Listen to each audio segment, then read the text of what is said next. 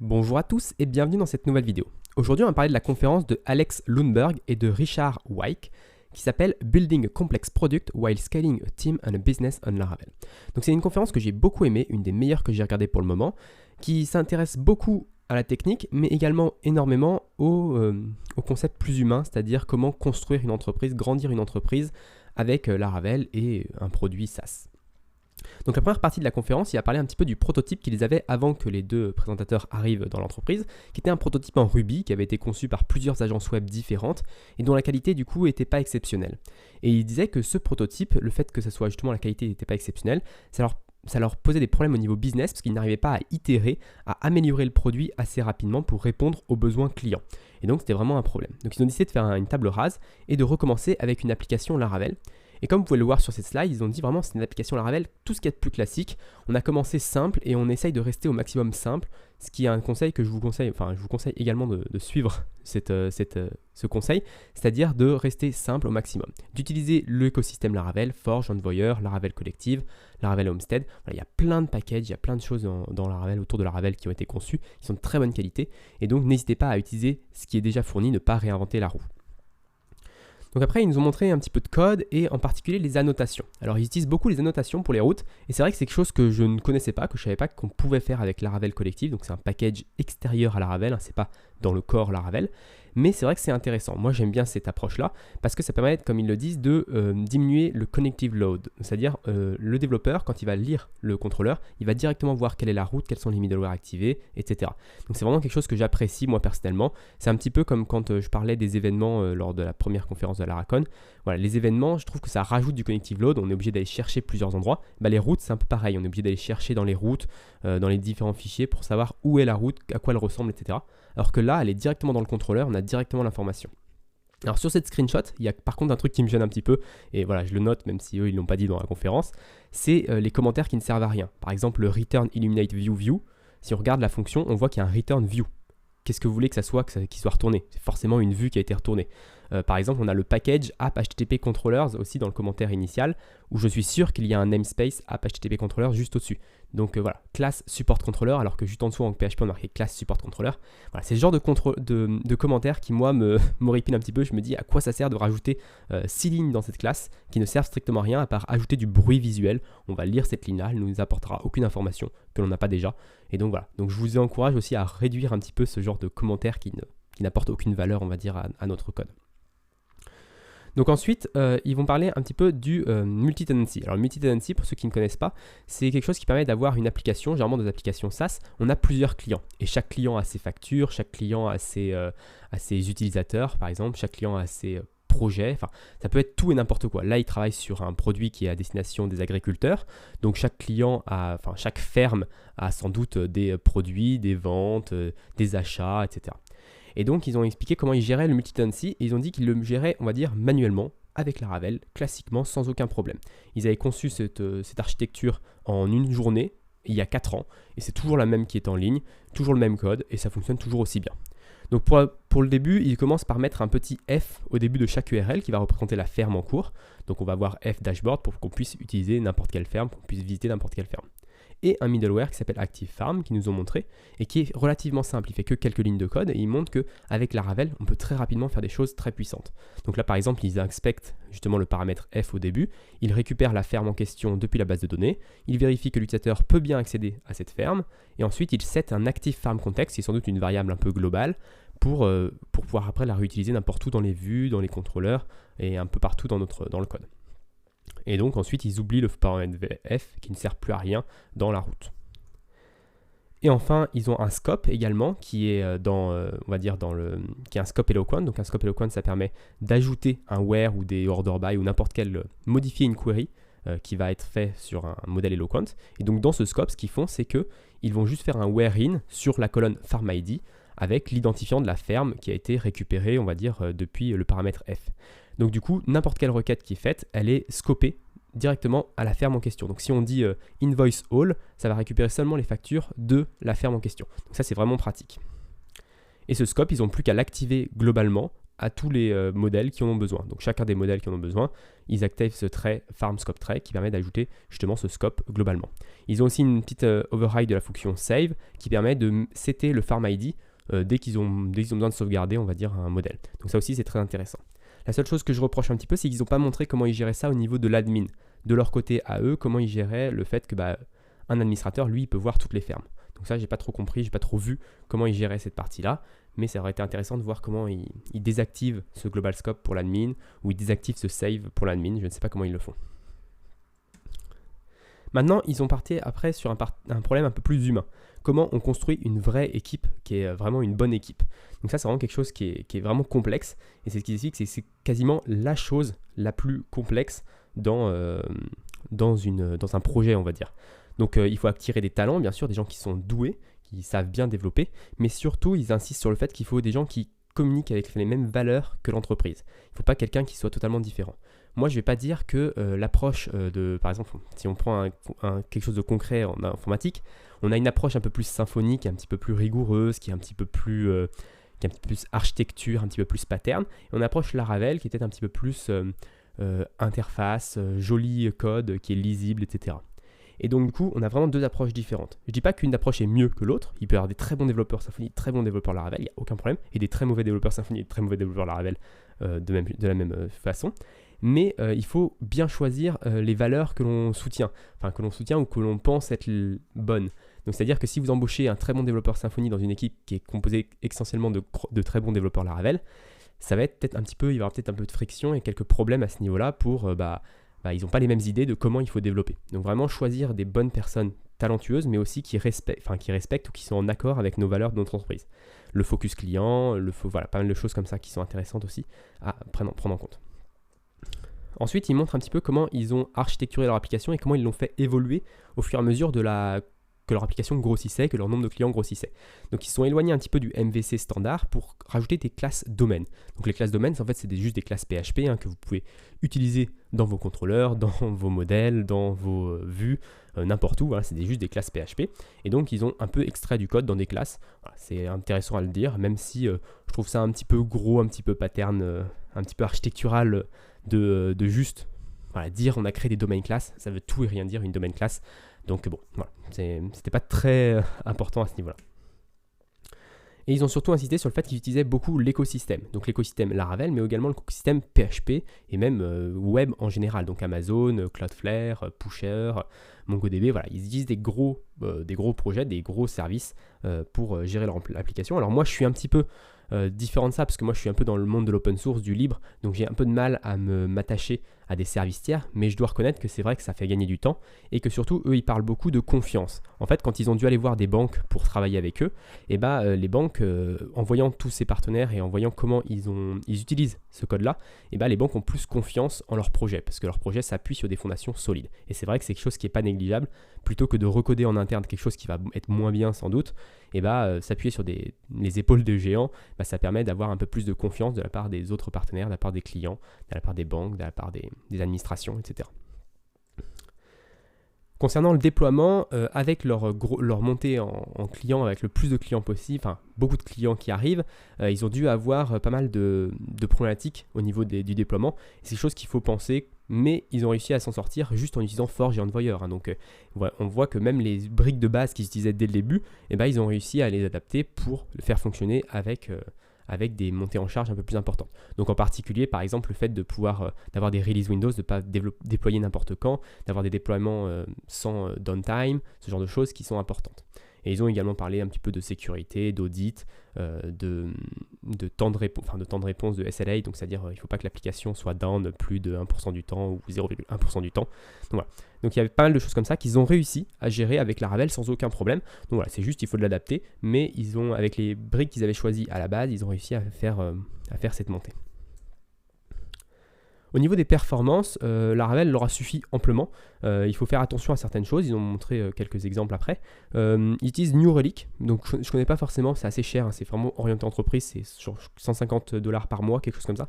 Mais qui permet d'analyser un petit peu les performances et de voir les bottlenecks, donc les requêtes qui prennent un petit peu plus de temps pour pouvoir après optimiser les choses dans son code. Donc vraiment quelque chose d'important pour les performances, c'est de bien mesurer les choses, mesurer qu'est-ce qui prend du temps, et de pouvoir optimiser vraiment ces choses-là. Ne pas optimiser à l'aveugle en fait, optimiser en disant ah ça je pense que, ça c'est quelque chose qui est un petit peu perturbant, il ne faut pas dire je pense que, il faut vraiment mesurer pour voir s'il y a vraiment un problème ou pas, et après pouvoir mesurer également le gain qu'on a eu. Parce que si on n'arrive pas à mesurer, si on n'a pas mesuré avant, on ne peut pas savoir si on a vraiment amélioré les choses ou si on a juste fait un tout petit chouïa qui ne servira à rien en fait. Donc ça c'est quelque chose d'important. Et ensuite ils nous ont montré quelques exemples, donc des choses que Laravel, le fait que son interface soit assez lisible et assez toujours la même, surtout, ça peut poser problème. Par exemple dans le cas numéro 1, on va faire une requête SQL, where avec un get. Donc on va faire une seule requête qui va gérer les choses. Alors que dans le deuxième cas, on va récupérer tous les modèles depuis SQL et ensuite on va faire les deux where et le get en PHP. Et donc ça peut poser problème, des gros problèmes de performance quand on a beaucoup de records dans notre base de données. Donc c'est vrai que ça, c'est un petit peu un des penchants bizarres de Laravel, c'est que vu que tout est assez transparent, toutes les interfaces sont vraiment très lisses et très propres et vraiment très lisibles, et ça veut dire que si on le rate un tout petit peu, fait une toute petite modification, on peut se retrouver avec des problèmes de performance qui arrivent. Donc ça, il faut faire attention, il faut les monitorer pour qu'on puisse se rendre compte que cette requête-là prend plus de temps ou que cette requête SQL ou requête HTTP d'ailleurs prennent un peu plus de temps. Ensuite, ils nous ont parlé de MongoDB. Ils utilisent MongoDB à la place de MySQL, tout simplement parce qu'ils ont une énorme base de données, 150 gigas de données, 300 millions de records. Alors, je ne dis pas que ces données-là ne peuvent pas rentrer en SQL, je suis quasiment certain qu'avec une bonne base de données SQL optimisée, ces données-là peuvent rentrer dans du SQL classique, voilà. Mais ils sont sans doute des gens très intelligents qui ont réfléchi au problème. Tout ce que moi je vous conseille, c'est surtout de réfléchir au problème. Si vous avez une petite base de données, MongoDB, c'est peut-être pas ce qu'il faut pour vous. Si vous avez une grosse base de données, dans ce cas-là, vous avez beaucoup de clients, vous avez sans doute du coup beaucoup d'ingénieurs qui peuvent réfléchir à la question, analyser les problèmes, tester des choses et donc savoir si MongoDB est ou est pas un bon choix pour vous. Donc vraiment, réfléchissez. Si vous avez un petit blog, MongoDB, à part pour faire mumuse et s'amuser et tester et découvrir, ça n'a pas beaucoup d'intérêt. Un SQL classique fera largement l'affaire. Même là, je pense que s'ils avaient voulu vraiment, ils auraient pu faire rentrer ça dans du SQL, mais peut-être que ça n'aurait pas été adapté à d'autres choses, à d'autres problématiques. Voilà. Donc il faut juste faire attention lorsqu'on optimise les performances, qu'on essaye de passer à du NoSQL, que ce soit bien pour une raison et pas juste par trending, juste devenir à la mode et utiliser les dernières technologies à la mode. D'ailleurs, ils l'ont dit plusieurs fois dans la conférence, on ne va pas utiliser le dernier framework à la mode, on ne va pas utiliser le dernier service à la mode, voilà. On fait vraiment attention, on mesure les choses, on regarde nos besoins réels, ce que nos clients surtout ont besoin, et on fait en sorte que nos clients aient le meilleur produit. Donc c'est vraiment ça qui est important. Ensuite, ils ont parlé du fait qu'ils utilisaient Eloquent Mongo, donc un driver MongoDB pour Eloquent, et que du coup, ils avaient quelques problèmes de performance parce qu'ils ne pouvaient pas faire ce qu'ils voulaient avec ce driver Mongo vu qu'il était adapté. Eloquent, c'est vraiment adapté à SQL, donc on n'a pas toutes les fonctionnalités de MongoDB qui peuvent être accessibles. Donc c'est un petit peu bête d'utiliser MongoDB si on ne peut pas utiliser les fonctionnalités de MongoDB spécifiques à MongoDB. Donc ils ont mis de côté Eloquent Mongo pour pouvoir utiliser directement un petit driver qu'ils ont codé pour interroger MongoDB de manière efficace. Alors là, c'est un petit peu dommage, ils n'ont pas parlé du coup des scopes, de tout ce qu'ils avaient mis en place pour, par exemple, le multi-tenancy. Comment ils géraient ça? Parce que là, on voit le Farm ID, par exemple, qui est mis à la main. Est-ce qu'ils gèrent ça maintenant à la main? Ou est-ce qu'ils ont mis un système de scope qui fonctionne à peu près de la même manière? Je ne sais pas. Mais voilà, à voir. Enfin, quand ils ont commencé à grossir, aller aux États-Unis, etc., ils se sont rendus compte que beaucoup de gens leur demandaient pourquoi vous n'utilisez pas Symfony? Symfony, c'est pour les entreprises, Laravel, c'est pour les petits projets, etc. Pourquoi vous n'avez pas passé sur Symfony? Et donc là, leur réponse, elle est très intéressante et c'est vraiment quelque chose que j'avais jamais entendu et que je trouve ça vraiment la bonne réponse en fait. C'est que si vous pensez que le choix de votre framework, c'est ça qui va définir si votre entreprise est un succès ou pas, vous vous trompez lourdement. Un framework, c'est un cadre. C'est comme si on disait qu'un peintre, il va faire une belle œuvre parce que le cadre est joli, ou si le cadre est moche, si le cadre est en bois ou le cadre est en métal, ça va changer la qualité de l'œuvre qui est à l'intérieur. Vraiment, ce qui est important, c'est votre développement, vos développeurs, votre équipe et comment vous allez résoudre les problèmes de votre client. C'est pas si vous utilisez Symfony, Laravel. Vous pouvez faire la même application avec Symfony et Laravel. Il n'y a aucune différence. C'est vraiment une préférence de feeling, on va dire, entre ce que je préfère utiliser, ce que je trouve un peu plus joli, mais c'est pas ça qui va être le gros problématique de votre application. C'est pas ça qui fera si vous êtes un succès ou pas. Donc n'arrêtez de vous focuser sur Symfony, Laravel, quel framework, quel langage. Généralement, tout fonctionne avec tout aujourd'hui et donc vous pouvez tout faire fonctionner et donc votre entreprise sera un succès si vous y mettez vraiment des bonnes fonctionnalités et que vos clients sont contents. Pas si vous utilisez Symfony ou Laravel. Donc ça, c'est vraiment quelque chose d'important. Ensuite, ils ont mis en place des packages. Donc ça, c'est quelque chose qui est important, moi, que je fais chez Quantic depuis peu, pour un peu séparer les choses et de les ranger un peu les classes. Parce que quand on commence une application Laravel avec juste le dossier app, et bah forcément, on se retrouve vite submergé de nombre de classes et de nombre de classes dans les dossiers, parce qu'on n'est pas très bien rangé, on va dire, dans le dossier app. Donc ça, je n'ai déjà parlé plusieurs fois sur la chaîne, comment je faisais ça avec Quantic. Je vous mettrai la fiche ici qui va apparaître ou le lien en description de mes vidéos sur ce sujet. Mais du coup, c'est vraiment très intéressant. Et ils ont parlé un petit peu de microservices, parce que beaucoup de gens leur ont dit « Ah, il faut faire des microservices, vous allez être une grosse entreprise, il faut faire des microservices. » Voilà. Ce que répond le présentateur là, à ce niveau-là, c'est qu'il dit on n'a pas besoin d'avoir une frontière HTTP pour faire quelque chose du code indépendant. Donc les microservices, ce qui est bien, c'est que ça sépare notre code. Du coup, on peut travailler de manière indépendante sur les différents microservices.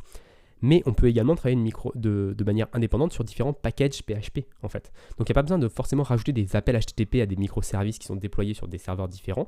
On peut juste utiliser des packages PHP classiques, donc dans des dossiers, et on évite de faire qu'il y ait trop de communication entre deux packages. Donc pour ça, eux utilisent des contrats, donc des interfaces, et ça fonctionne très bien. Donc bien sûr, vous n'avez pas tous les avantages des microservices.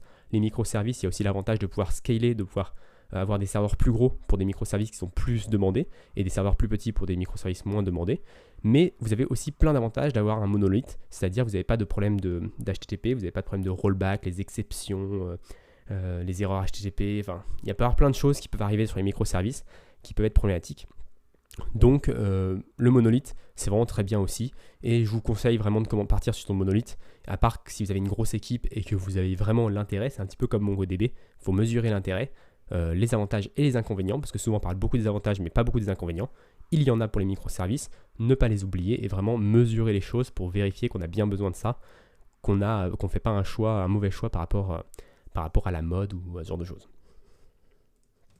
Donc là un petit exemple de contrat, donc c'est juste une interface avec plusieurs fonctions et du coup on peut savoir qu'est-ce qu'on peut utiliser d'un autre package, comme ça le package reste indépendant on va dire. Ils expliquent aussi qu'ils évitent de mettre des modèles Eloquent dans les contrats, tout simplement parce qu'on peut save un modèle Eloquent à l'extérieur du package et du coup ça peut poser certains problèmes et ça leur a posé certains problèmes. Donc ça c'est vraiment quelque chose aussi que quand on commence à grossir, il faut faire attention à ce genre de choses. Même si pour une petite application, ça ne change pas énormément de choses, mais c'est vrai que pour des grosses applications, les modèles Eloquent, le fait qu'on puisse les changer, les save en base de données, etc., sans avoir utilisé le contrat, ça peut être problématique. Enfin, ils font une semaine de tech debt tous les mois. Donc ça, c'est vraiment important. Donc un quart du temps à peu près, ils résolvent des problèmes de tech debt, donc c'est-à-dire la dette technique. Comment ils font ? Ils vont juste passer du temps à résoudre les problèmes de performance, améliorer les interfaces, améliorer la documentation, améliorer leurs environnements de travail. Donc ça, c'est vraiment quelque chose d'important. Ils expliquent bien que c'est pas je vais travailler sur le framework à la mode et je vais pas faire un nouveau truc, tout réécrire pendant ces semaines-là, mais c'est vraiment des semaines qui sont nécessaires pour améliorer les choses qu'on n'a pas pu améliorer avant, qu'on a été obligé de faire rapidement parce qu'il y avait des deadlines, etc. Donc une fois par mois, une semaine par mois, ils se chargent de réparer ces problèmes. Donc c'est vraiment quelque chose d'important. Ils disent que ça les a beaucoup aidés à garder une application propre qui permette ensuite du coup de faire des fonctionnalités assez rapidement. Le problème de la communication, quand on grossit, quand notre équipe grossit, le nombre de vecteurs de communication augmente également. Si on est 3 personnes, c'est facile de communiquer une information. Par contre, quand on est 14, forcément, il y a beaucoup plus de liens possibles et c'est bien compliqué. Donc pour eux, les principaux challenges et les principales solutions qu'ils ont mis, c'est de penser remote first, c'est-à-dire penser aux personnes qui ne sont pas présentes. Quand on est une grosse équipe, il y a forcément des gens qui ne sont pas présentes, soit forcément qui sont en remote, soit qui sont absents, soit qui font autre chose. Enfin voilà, il y a toujours des personnes absentes, donc il faut penser à eux en premier, parce que c'est ça qui est compliqué. De faire des meetings efficient, donc c'est-à-dire d'avoir des réunions qui ne partent pas dans tous les sens, avec un ordre du jour bien établi, un résultat attendu à la fin de la réunion, donc ça permet d'avoir vraiment quelque chose d'efficace et de ne pas perdre de temps. Surtout de documenter les décisions, donc tout écrire, en incluant le contexte, pourquoi on l'a fait, surtout ça. Pas forcément qu'est-ce qu'on a fait, mais surtout pourquoi on l'a fait, parce que c'est ça qui va être important plus tard pour se rappeler, ah oui, on a fait ça, mais il y avait une bonne raison. Faire de la communication en ouverte, donc c'est-à-dire avoir pas des conversations privées entre deux personnes, communiquer au téléphone avec une personne ou d'envoyer un message privé, ça permet pas de retrouver l'information plus tard et les autres personnes ne sont pas au courant de ce qui s'est dit. Donc essayez maximum de privilégier les canaux ouverts pour discuter des problématiques de l'entreprise. Et aussi Reiterate Vision, donc ça veut dire l'entreprise, il y a des nouveaux qui arrivent et eux ne sont pas là depuis plusieurs années. Donc depuis plusieurs années, on a compris ce que voulait le client, on a compris où voulait aller l'entreprise, mais ça, les nouveaux n'ont peut-être pas déjà cette vision ici. Donc il faut bien sûr la réitérer assez régulièrement pour les nouveaux, pour leur réexpliquer, bah oui, on fait ça comme ça, mais c'est parce que nos clients, on a vu ça il y a quelques années. Voilà. Donc réitérer un petit peu cette vision pour que les nouveaux ne soient pas perdus et aussi s'intègrent mieux dans l'entreprise. Enfin, il parle un petit peu de documentation. Donc là, par exemple, c'est des documentations qu'ils écrivent en Markdown pour les contrats. Donc c'est quelque chose d'assez important. Mais surtout, voilà un petit exemple de documentation avec un contexte. Donc il dit vraiment le contexte, c'est plus important que la décision en elle-même. C'est pourquoi on a fait ça. Et donc ils expliquent les problèmes qu'ils avaient eus. Et donc comme ça, 10 ans plus tard, s'ils reviennent là-dessus, le contexte, ils savent encore pourquoi ils ont fait cette solution technique. Et donc la conférence se termine sur cette petite image, c'est l'exemple c'est le lieu où ils ont fait leur Laravel New il y a maintenant 4 ou 5 ans. Et maintenant ils sont une énorme équipe dans des grands locaux, etc. Pourtant c'est toujours la même application, elle tourne toujours, les mêmes choix techniques, les choix techniques qui ont été faits ont été bons. Ils ont bien maintenu leur application, surtout c'est ça, hein, résoudre la dette technique, garder l'application bien à jour et bien propre. Et ça leur a permis d'évoluer rapidement et de garder la même application sans avoir à tout réécrire ou alors à faire des choix un peu bizarres pour résoudre les problèmes. Donc voilà pour cette vidéo, j'espère qu'elle vous a plu. Si elle a plu, n'hésitez pas à vous abonner et à la partager. Et moi je vous donne rendez-vous très rapidement pour une nouvelle vidéo sur ma chaîne YouTube.